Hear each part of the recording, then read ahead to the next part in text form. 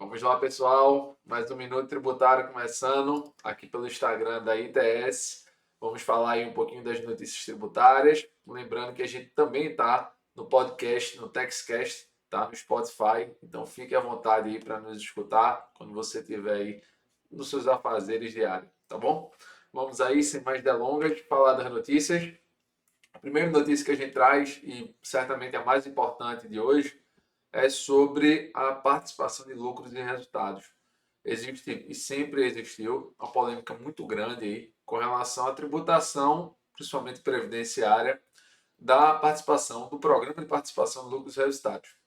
A primeira questão que eu gosto de dizer sempre é que as empresas elas pagam contribuições previdenciárias por justamente terem empregados. Elas pagam e contribuem para a Previdência por conta própria, tá?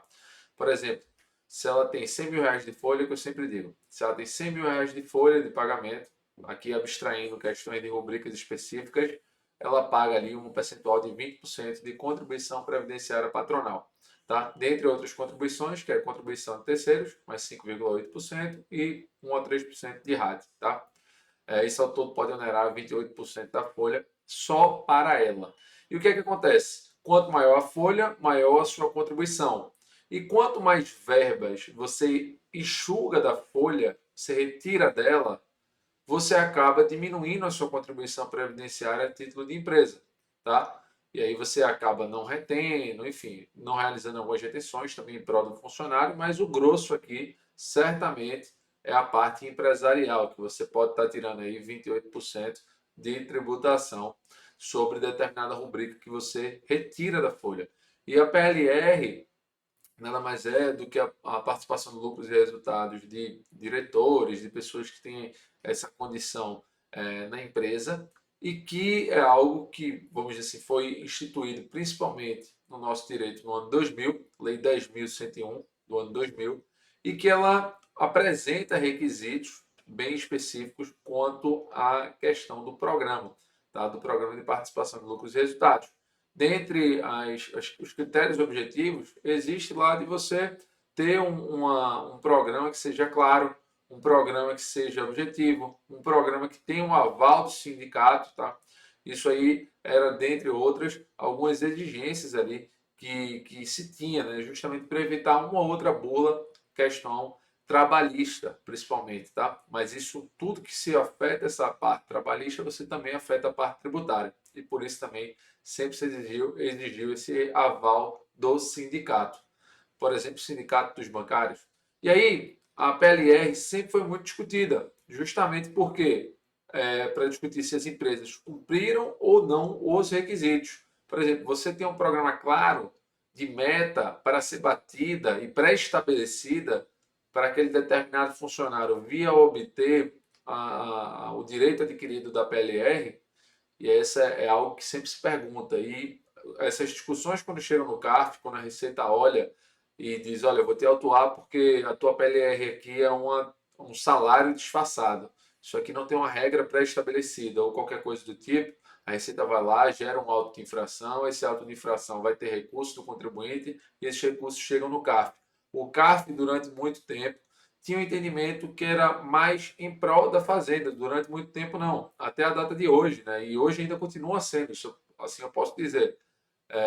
E o paradigma que se muda, principalmente a partir do ano 2020, é justamente a modificação do voto de qualidade, né?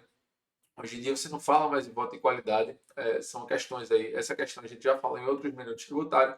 E a partir do momento que o empate, ele não, o voto do jogador presidente não prevalece em detrimento dos demais, e o jogador presidente do CAF, da turma do CAF, é um representante da Fazenda, você acaba abrindo e tornando aquele empate em favor do contribuinte, você torna um debate que tende a ser empatado em situações quando se trata de teses específicas, que o fisco, os representantes do fisco tendem a defender mais o fisco e os representantes do contribuinte tendem a defender mais o contribuinte, você acaba gerando ali esse empate em favor do contribuinte. E foi justamente isso que aconteceu. Tá?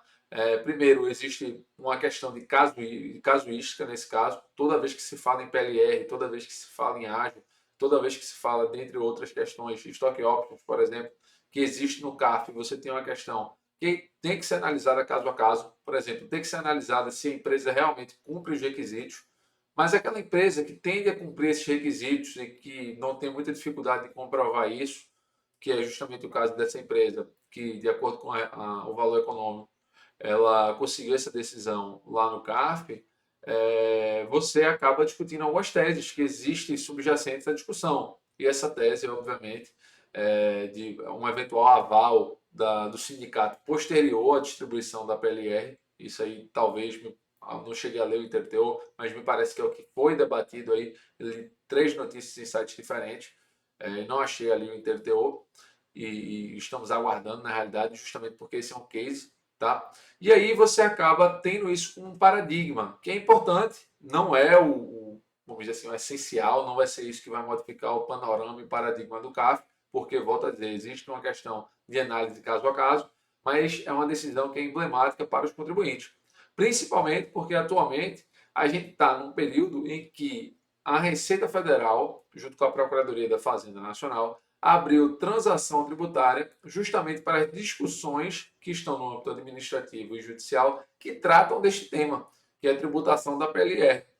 Você pode levar para a transação pagando menos ali tributo, e não tributo especificamente, mas você vai pagar menos multa, menos juros, etc. e tal, de acordo com o enquadramento que você faz na hipótese de transação. Mas esse é o primeiro tema de processo administrativo de ampla repercussão que a Receita, junto com a Procuradoria da Fazenda, lança a transação tributária. E hoje você tem um CARF que teve um posicionamento isolado de uma turma específica e que esse posicionamento isolado pode irradiar ali para as demais turmas quando votarem, principalmente os julgamentos presenciais e forem também tendo esses julgamentos aí no âmbito virtual. Então, vamos ficar atentos e vamos discutindo daqui para frente como vai ficar esse panorama, tá bom? A segunda notícia é justamente, já que a gente falou do CARF, essa segunda instância da Receita, o CARF publicou uma portaria justamente mantendo o óbice ali para aquelas causas que são acima de 36 milhões, tá? Essas aí vão continuar sendo paradas, vão continuar paradas aí, vão continuar sem julgamento no CARF. O CARF está sem julgamento presencial, atualmente só está com julgamento eletrônico, tá? Sessões virtuais. E nessas sessões virtuais do CARF só são levados processos cujo valor da causa que está sendo debatida ali no auto de infração vai até 36 milhões, tá?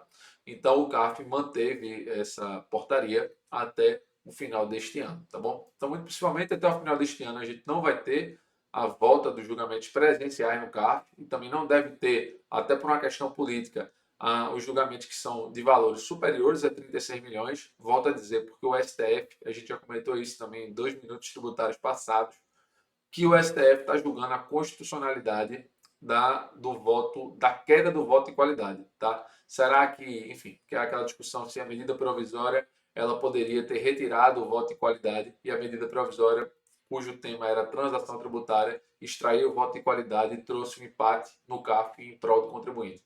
Enfim, vamos em frente. E como última notícia que a gente traz para vocês, que aqui é algo super importante também, em geral, porque afeta todos nós advogados, afeta nós profissionais liberais, é claro, e a gente vai debater aos poucos, tá? Em cada minuto tributário um pouquinho mais sobre essas reformas tributárias que estão sendo propostas e todas as modificações que estão sendo pertinentes e relevantes também dentro dessas reformas. Não dá para falar sobre tudo, mas a gente traz os principais pontos.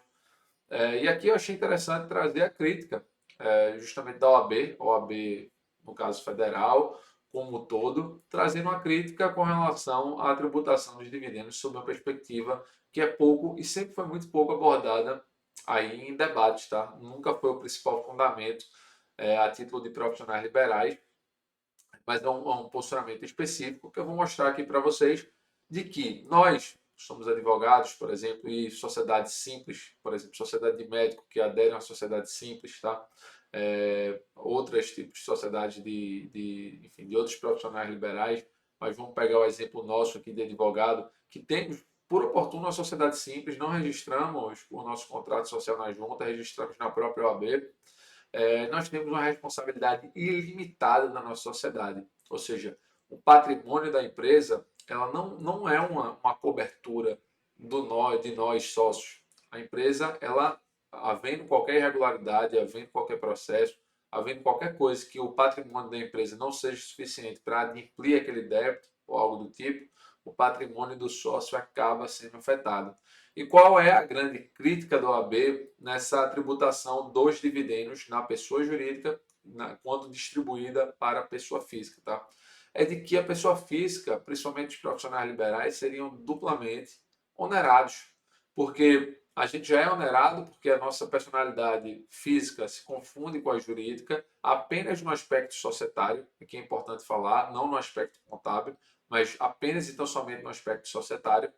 E aí, quando você traz o dividendos para a tributação da pessoa física, você acaba, assim como, obviamente, diversas outras sociedades, você acaba gerando também um malefício na própria sociedade, né? E um desestímulo, que esse talvez seja o principal ponto da OAB, dentre outros órgãos aí que vão se posicionar, o desestímulo a formar a sociedade, tá? Talvez manter a pessoa física pode ser, a depender de qual reforma passar, pode ser que seja interessante manter uma pessoa física, tributar tudo na PF, fazendo lá um ajuste anual e não tocar mais as coisas pela pessoa jurídica. Eventualmente pode ser algo relevante para o futuro. A gente só vai entender e colocar isso no papel quando a reforma for aprovada. Me parece que foi aprovada em números realmente grandiosos em termos de tributação, principalmente da a redução muito baixa da pessoa jurídica e a elevação exponencialmente alta e imediata da tributação dos dividendos. Isso aí afeta bastante questão de previsibilidade e questões de investimentos que já foram feitos contando com a isenção e planejamentos também que foram contando com a isenção que hoje a gente tem, então é muito imediato, mas me parece que podem ter pedido o céu para ganhar aí um topo da montanha que já estaria muito bom a título de aprovação. Beleza? Esse é o tipo de provocação que eu trago para vocês. Vamos refletir, vamos ver o que é que vai rolar daqui para frente, tá? Além dessa questão dos profissionais liberais, outro ponto que pega muito é a questão de reajuste da própria tabela do imposto de renda, se ela tem que ser mantida, se ela tem que ser aumentada em X%, Y%, e isso aí pode gerar um rombo nos cofres públicos, mas isso aí a gente traz em outros minutos tributários para não alongar este aqui. Beleza? Forte abraço a todos, desejo tudo de bom a vocês, um excelente finalzinho de semana e vamos em frente.